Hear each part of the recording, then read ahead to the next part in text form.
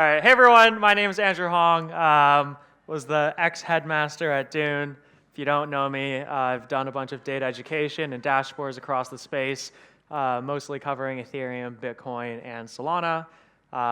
If you have a question about how to query something on any of those chains, I've probably written a guide for it somewhere. And if not, then Florian has it covered in Dune docs somewhere. Cool, so today's presentation, it'll be kind of tiered at many levels. We'll start at the high level of the data of like what's happened in the staking ecosystem in Solana and how it works. And then we'll also dive pretty deep into kind of exactly how some of the code works as well. This would be easier if I, wait, do I have a laser pointer? No laser pointer. All right, it'd be easier if I had a diagram. So I'm gonna be drawing in the air and I'm gonna hope you guys are able to follow it. And we'll probably, oh, this is very sensitive. No. Okay. And we'll probably maybe pause in the middle for questions too as we go so we don't lose people. Anyways, that aside, so Solana is, can people read that? More or less. Solana is delegated proof of stake, by default. Who knows what that means? Okay, all right, fair enough. So raise your hands, how many people in here know what proof of stake means?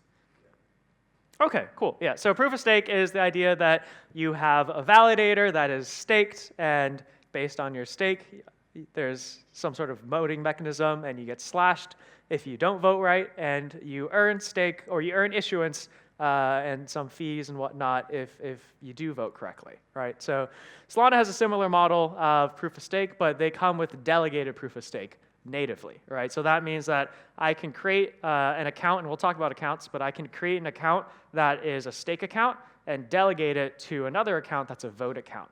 And that voter can basically vote on behalf of my stake, and we kind of share in rewards for their effort of voting, right? And that's fully delegated. Unlike Ethereum, you kind of have a more, it's proof of stake on the beacon chain, and then you can have a liquid token wrapping it where then they kind of control the stake. But we'll get into LSTs as well, right? So here, you can't really see it, but you got a bunch, oh, walking closer does not help. But you got a bunch of validators here based off of their cumulative delegated stake. So you got Helios at the top here with almost 13 million SOL, which is roughly 3.5% of all stake.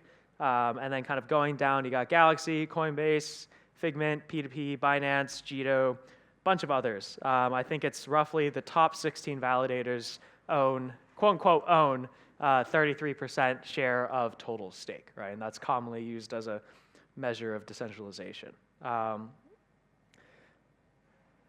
First thing to know, Solana has epochs.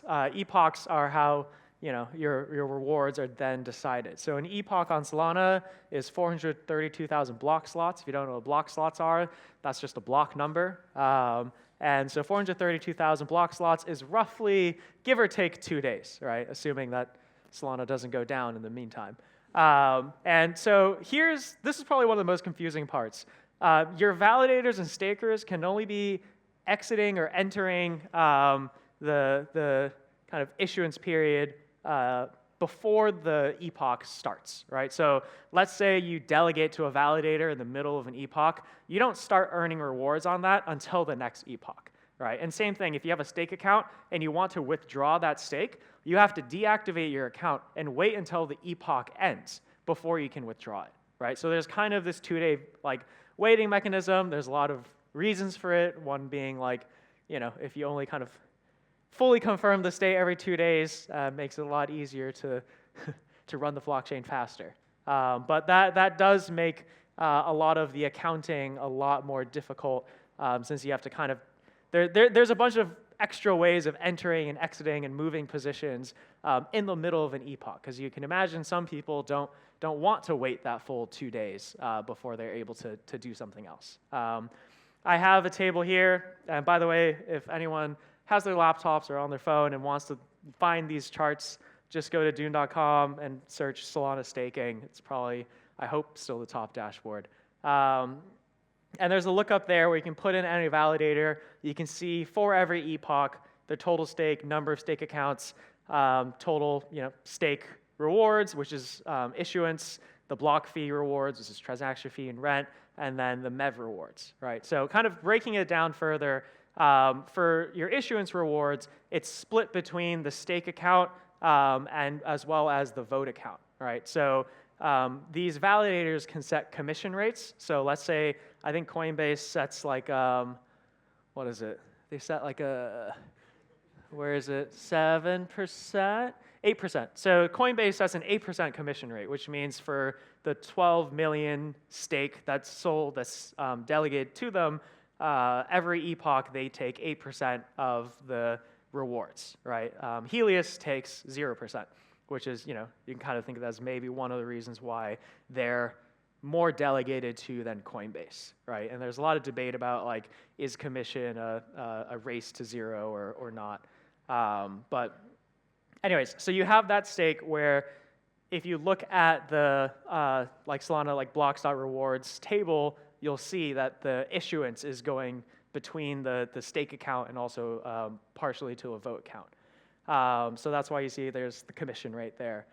Block fees, which is the transaction fees, so that's your base fee and your priority fees that are paid per block, those go directly to the validator. There is no split of that between the stake accounts and the validator. And then you have MEV. So technically MEV is not distributed in like the native block rewards. This is normally by running a client like Jito, but Jito also has a commission that can be set by the validator where the tips are then claimed at the end of each epoch, or it might be more frequent than that. But essentially, then that is split between the validator and all of the stake accounts as well. So your stake account earns stake issuance rewards as well as MEV tip rewards. We following so far? Yeah? Seeing a bunch of happy faces. All right, good. Okay, so now let's get into the confusing part. So stake account life cycles, these are the life cycle of a stake account during an epoch, right? So at any time, you can create a stake account and fill it with SOL, and if it's activated, it'll activate in the next epoch, right? So again, your SOL won't start earning rewards until the next epoch. If you wanted to, let's say you have 100 SOL in a stake account that's active, and you wanted to withdraw 20 SOL from it, the way you would do that is you would split the account. So there's a specific kind of like, if you're familiar with like traces on Ethereum, you have a low-level like static call, delegate call, whatever. You have a low-level kind of code that's called like split, which essentially takes your 100 SOL, splits it into an 80 SOL account and a 20 SOL account, where that 20 SOL account is going to deactivate by the end of the period. So that by the end of the epoch, so that when the epoch ends, you can now call withdraw on that 20 SOL account, right? And the key thing here is when you split an account, it inherits the same kind of authorities as the account it was split from. And this is important because tracking authorities on Solana can be very hard. So that's why a lot of times you'll see split called when you're looking at staking data. And you might be like, why are people splitting so many accounts? It's almost always because they're trying to withdraw some SOL at the end of the period. Merge is basically taking all of the stake of one account and merging it into another, right? And you can do this during an epoch as well. And so that's going to then close the existing account and move everything to the new account. And all of the authorities and delegation inherits the new, the transferred to account, right? That's the existing account. And this is commonly used by stake pools because stake pools manage a bunch of different stake accounts, and they're constantly, we'll get into it, but they're basically constantly rebalancing their stake. So you'll see them kind of merging back and forth all the time. Probably, I would say the majority of merge actions are probably LSTs, right? And then obviously you have delegate. You can delegate your account at any time, which then makes it active. The important part here, which is somewhat confusing about delegated proof of stake, is you can only delegate a stake account once. If you wanted to move your delegation, you have to deactivate it, create a new account, move your SOL to the new account, and then delegate it again. If you look at the Solana native program code for staking, you'll see there actually is a redelegate instruction, but it's just commented out right now.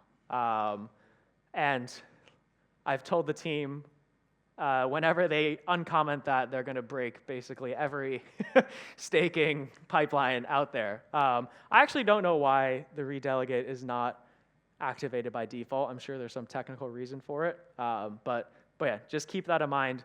On the one hand, it does make your data easier today of like, oh, the stake account can only be delegated once. But what you do have to keep in mind is a stake account can be closed, reopened at the same ID, and then redelegated. So this is something you'll probably deal with a lot in Solana land is don't assume that the account at one state is the same at another state because it could have been closed and created again at any time. Something else important to note here, when these actions are happening, SOL is being transferred, right? So if you're from Ethereum land, you're used to like there being a call value that shows how much ETH is being transferred no matter what function is called. In Solana, these functions are so low level that they don't emit, like they don't call transfer on SOL. So you actually won't be able to see these movements if you're looking at system.transfer. You have to look at these functions specifically to track the transfer of SOL here. So kind of to make this easier to work with, we created staking Solana.stake actions to track these movements. And so you definitely want to keep this in mind if you're ever doing any sort of stake volume transfer analysis and you're like, oh, why are the numbers not adding up? It's because the SOL transfer isn't showing up in the transfers table. Are we still following? All right, fewer hands.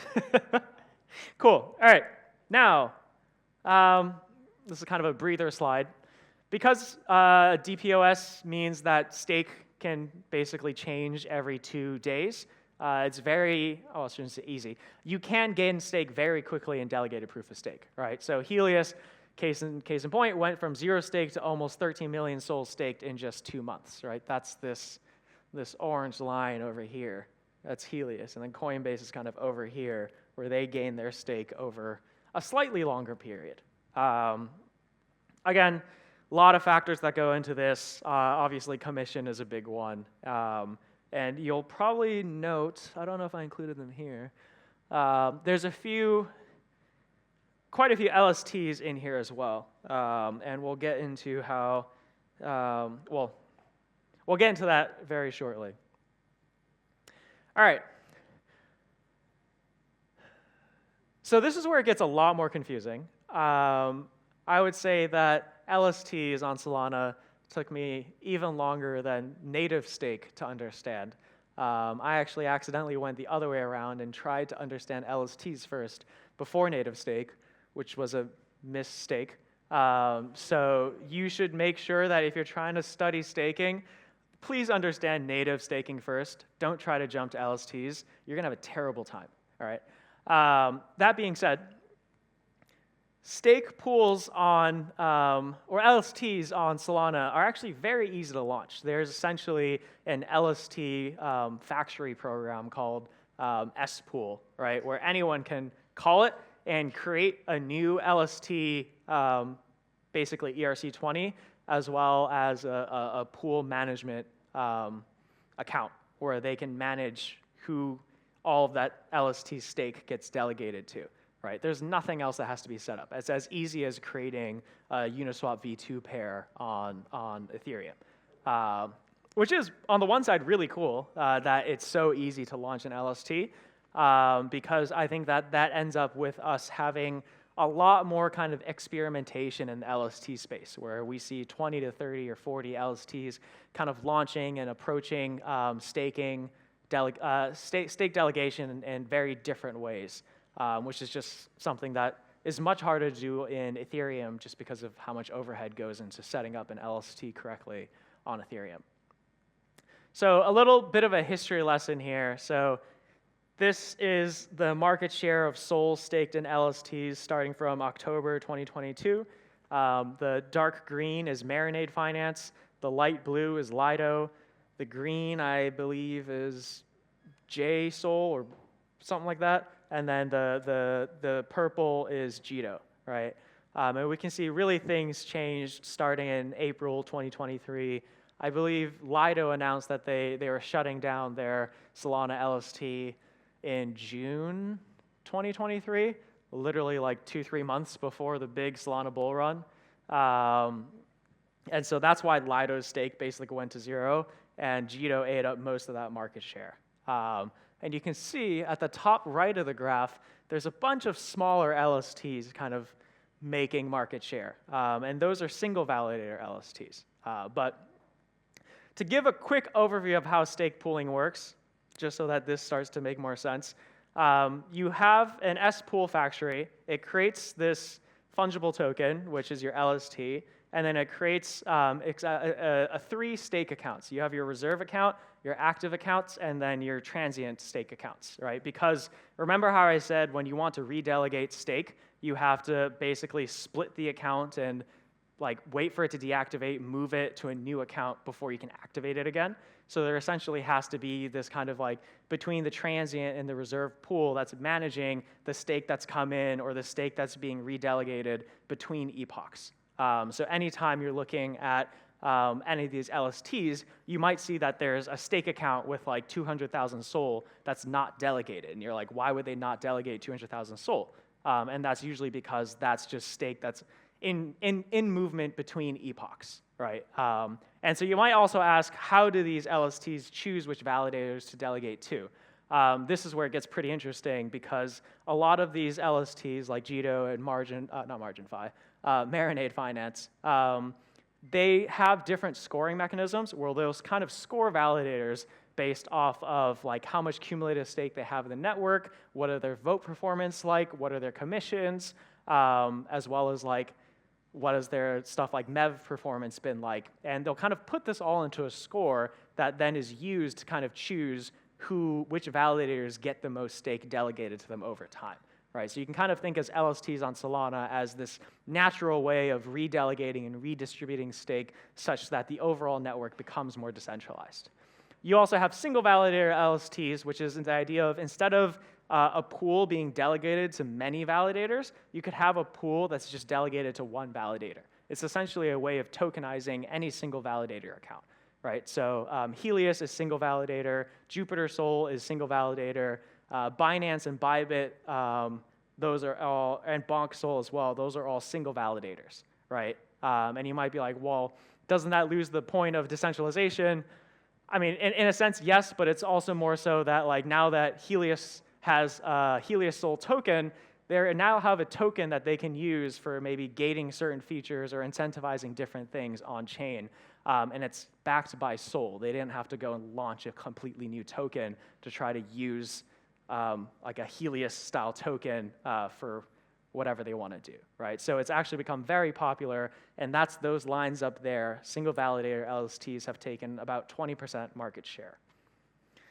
How many people are still following? More hands went up. Okay, all right. So I did something right on that slide. Anyways, I'm running out of time, but one of the big things here that's still surprising is that out of all staked Solana, only 6% is in LSTs. You would expect it to be much higher. A lot of reasons for this, partially because a lot of those native stake accounts are locked, meaning they're still vesting. Because like when the foundation and others pay out stake, like when the foundation paid me a grant, it's sat in a stake account that's locked for a year, essentially, right? And this is compared to Ethereum, where almost 40% of all stake is in LSTs, right? So I expect that this number grows immensely over the next year or so, and that staking on Solana as a market is still very, very early. I believe this is one of the last slides. One of the most interesting things here, if you were to look at like what really revived Solana in the last few years, especially in DeFi, a lot of it was revived by LSTs. Over 55% of all TVL in DeFi protocols on Solana back in like the peak of their comeback in October 2023 was all in LSTs because it was kind of the safest way of expanding out of just Sol and USDC on a lot of these protocols, right? And obviously now that's come down as we've seen a bunch of other airdrops and tokens and whatnot launching, but it's pretty similar to in the 2023 time where ETH LSTs ate up a lot of DeFi as well. So Solana used the same playbook. I think that's it. Yeah, if anyone has any questions about all of this, you can go to cryptodatabytes.com, and there's a Solana section where I write about a lot of this staking stuff. There's a deep explainer of everything Jito. And yeah, I said I was going to stop for questions in the middle, but I didn't, so.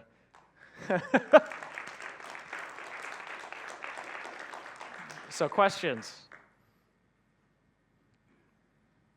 Yeah, so compared to Ethereum, how does it work with these validator groups? Because, for instance, when we say that Helios is a validator, are they actually running like 40 validators that each deal with like some set amount of the staked SOL, or how does that work? Yeah, so they're running a single vote account.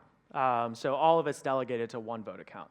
It's not like Ethereum where like Lido then creates like 40 or whatever, 50 validators that others run. But does a single vote account mean one just machine? one, yes. Okay. Oh, weird. Yeah. Follow-up question to that. This is completely unrelated, so actually not even actually a follow-up question, just a question.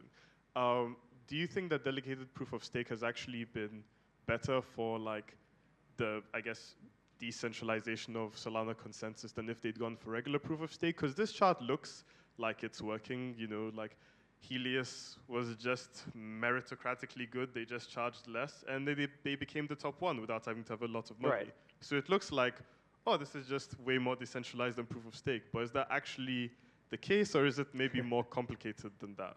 Yeah, I would say I'm an expert in the data. I'm not an expert on decentralization. Fair enough. I would say the guy behind you, Rob from Rated, will have much better thoughts and answers on, you know, decentralization of a network. What I will say is that DPoS means that Solana can experiment a lot quicker, right? I think Jito now has StakeNet, which is basically an on-chain history of all validator like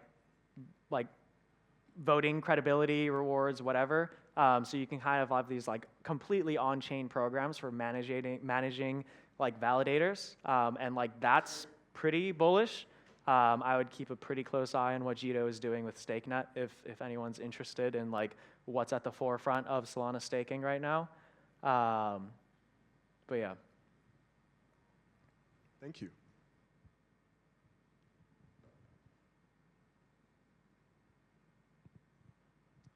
Hey, Andrew.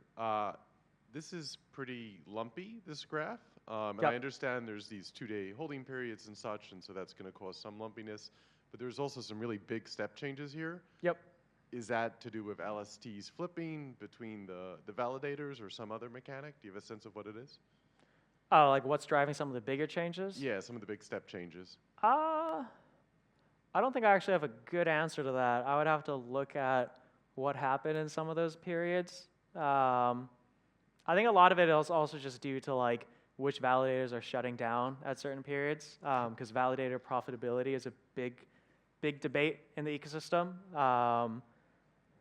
And especially I think in the last year or so, there were a lot of changes in terms of the validator distributions. And something else to think about here is that like for Coinbase or some of these other ones, even though they only show up as one like labeled validator, they probably privately manage other validators as well that just aren't labeled. So even though Helios, like it says that Helios has 3.5%, which is the most stake in the network, I've been told that, you know, some of these other entities, if you group their unlabeled vote accounts, then it totals more than that. So I would probably throw some of that to there, but I'd have to look into it more. Thank you.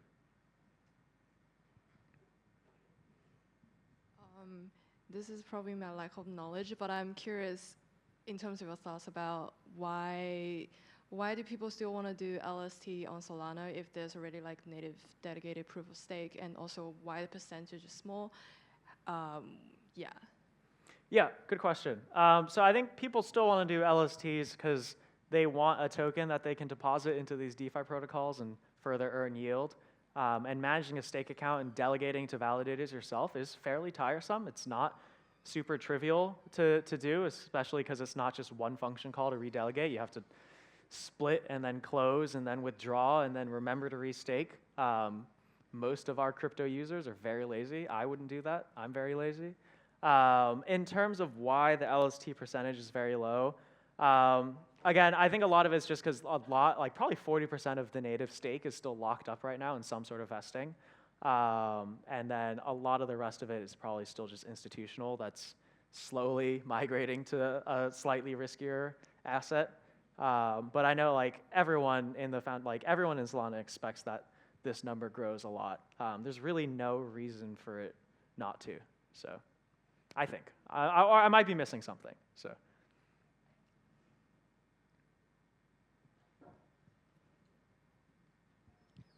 So you mentioned that most of the vote account is like locked in the vesting. Does Dune have the table or abstraction to view this lock and vesting? Yes, we have decoded tables, so there is. Let me think.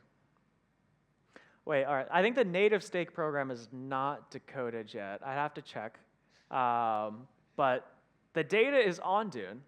It might just take a bit of ability in ChatGPT to decode it.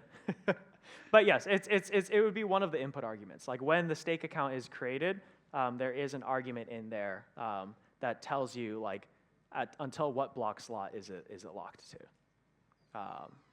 It's probably not that hard to decode out, actually. Anyone else?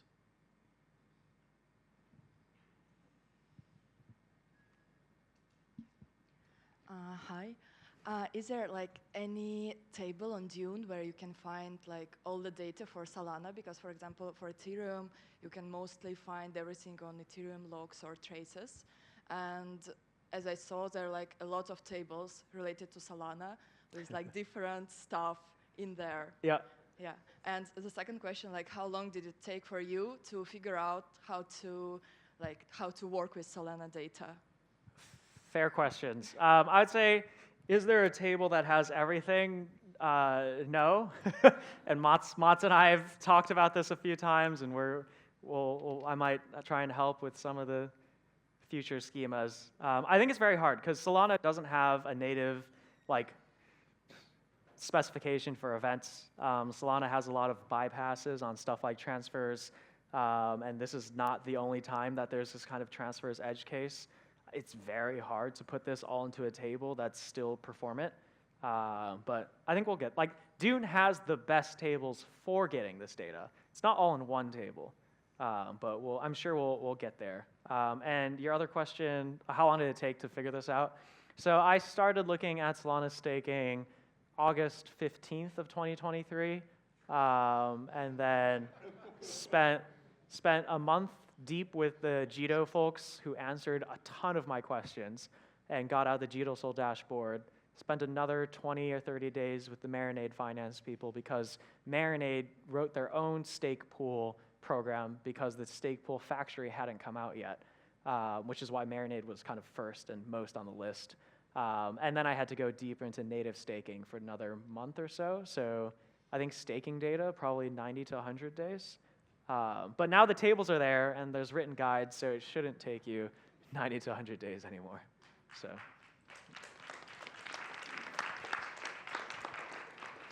All right, I think All right. that seems to be all the questions. Thank you so much, Andrew, for sharing this very specialized knowledge. You're probably the only guy in the world who can really explain this, so I really appreciate you sharing this with us.